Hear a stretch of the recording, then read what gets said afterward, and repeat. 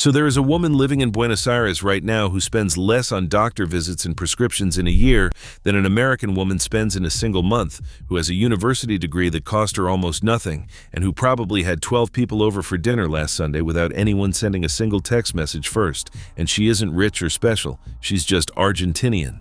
So stick with me on this one, because by the end of this video, you're either going to want to book a flight to Buenos Aires or be very surprised.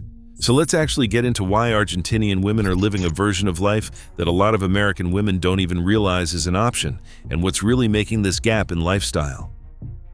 Let's start with something people notice immediately, which is how much emphasis Argentinian culture puts on taking care of yourself physically.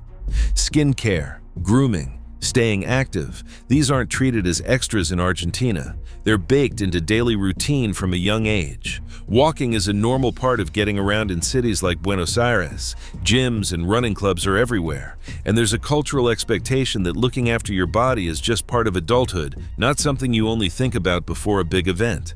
It comes from a broader Latin American attitude toward appearance and self-respect, where how you present yourself is treated as basic upkeep, the same way you'd keep your home clean.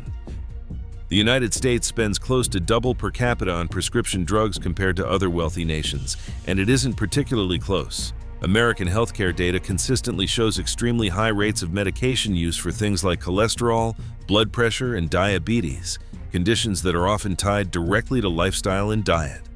Argentina, by comparison, has far lower per capita pharmaceutical spending, and a lot of that traces back to diet, walkability, and a slower daily pace that just doesn't produce the same rates of chronic lifestyle disease. So when people say Argentinian women seem healthier, it isn't a vibe. It shows up directly in national health spending data between the two countries. Then there's family. And honestly, this might be the single biggest cultural gap on this entire list.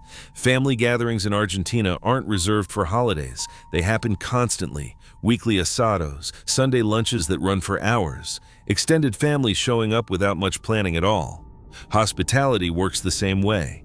In Argentinian culture, a friend can show up at your door completely unannounced and be welcomed in immediately, fed, given coffee or mate, and treated like the visit was expected all along. In American culture, showing up without texting first is often seen as rude or inconvenient, and a lot of socializing runs on calendars and scheduled plans instead of spontaneous drop-ins. There's even a phrase Argentinians use, mi casa es tu casa, and it isn't just a saying, it actually reflects how people behave. Extra chairs get pulled out, more food gets made on the spot, nobody apologizes for not having planned ahead because the expectation of hospitality is just always there in the background. Neither approach is wrong, but they create two very different daily experiences of connection and community, one built around structured plans made days in advance, and the other built around an open-door policy that assumes people are always welcome. And that connects to something else, which is passion and expression as part of daily life. Argentina's culture runs through tango, through football, through live music in the street, through a general willingness to be loud, emotional, and expressive in public. It is not performative, it is just normal there. American culture, especially professional culture, tends to reward composure and restraint instead, staying measured, staying polished. So Argentinian women grow up in an environment that treats emotional expression as healthy and normal, rather than something to manage or tone down. Now let's talk about independence, because this one tends to surprise people who only know the stereotype. Argentinian women are frequently described as strong-willed, direct, and unwilling to just go along with what they're told, and that trait has deep roots in the country's actual history. The Madres de Plaza de Mayo, the mothers who wore white headscarves and marched weekly demanding answers about their disappeared children during Argentina's military dictatorship, became one of the most recognized human rights movements in the entire world, led entirely by women who refused to stay quiet in the face of a violent government. That history is still part of the cultural identity today, and it shows up in how directly Argentinian women tend to speak their minds, and how little patience the culture has for women being expected to just defer to someone else's decisions. Art and literature play a bigger role in daily identity too. Buenos Aires has more bookstores per resident than almost any other city on Earth, and the city has carried that reputation for decades, going back to writers like Jorge Luis Borges, who helped shape the country's relationship with books and ideas.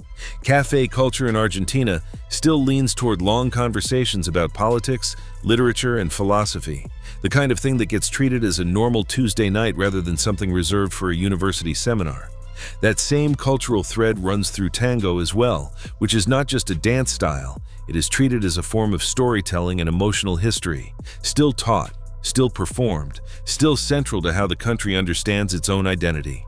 American cultural life certainly has its own strong traditions, but the everyday emphasis on art, books, and philosophical conversation as normal social activity tends to sit further in the background compared to how present it stays in Argentina. Living arrangements tell a similar story. It's extremely common in Argentina for adult children to live at home with their parents well into their 20s, and this isn't viewed as a failure to launch, it's viewed as financially smart and emotionally normal. Multiple generations under one roof, or at least living close by, keeps family bonds tight and support systems strong, grandparents helping raise grandchildren, siblings staying involved in each other's daily lives well into adulthood. In the United States, moving out as early as possible gets treated as a marker of independence and success, and staying home longer often carries some degree of social judgment, even when it makes obvious financial sense. So the entire concept of what independence looks like ends up defined completely differently in each culture.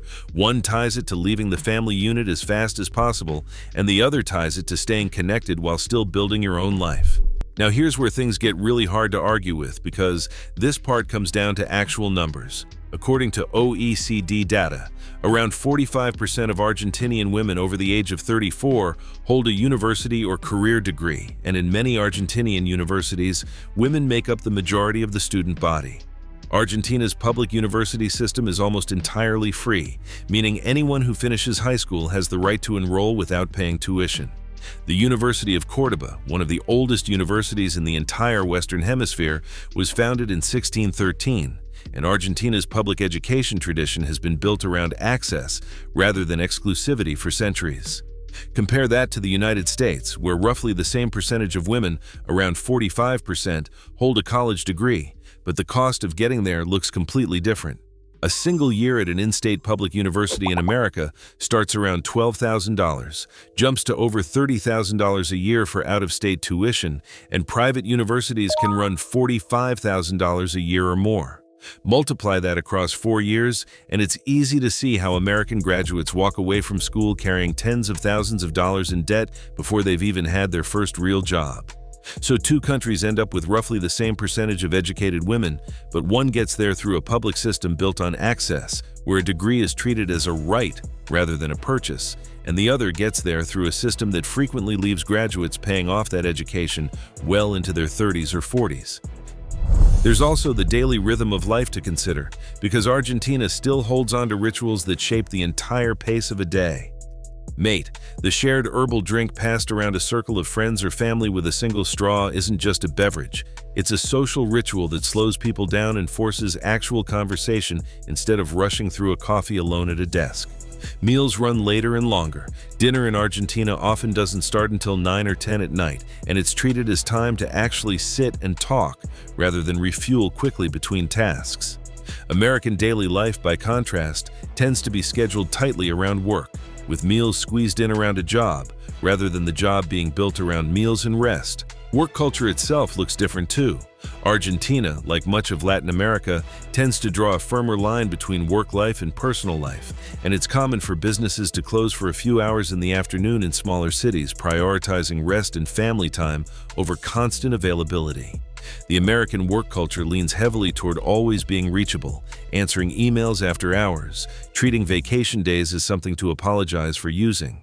This isn't about which country works harder. Americans log some of the highest average work hours among wealthy nations.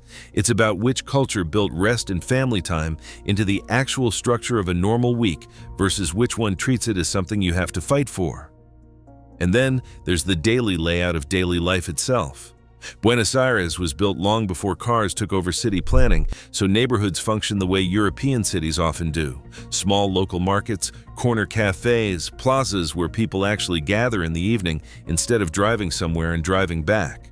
Errands become social events almost by accident. Because you run into neighbors, you stop and talk. The day naturally includes movement and human contact built into it. Most American cities, especially the suburbs built after the 1950s, were designed almost entirely around the car, which means a huge amount of daily life happens in isolation, alone in a vehicle, running an errand, and coming straight back home without much unplanned interaction along the way. That single difference in urban design ends up shaping how connected or how isolated a completely ordinary day feels, regardless of income or personality. So honestly, this means Argentinian women are simply better than American women as people. It means Argentinian culture, Argentinian history, and Argentinian systems around education, healthcare, and family have been built in a way that makes certain things – connection, rest, self-expression, and access to education – easier to reach without a fight. American women aren't choosing to be more isolated, more medicated, or more indebted for their education. They're operating inside a system that was built around different priorities entirely. But the real question is, what do you think? Let me know in the comments below, and I will see you in the next video.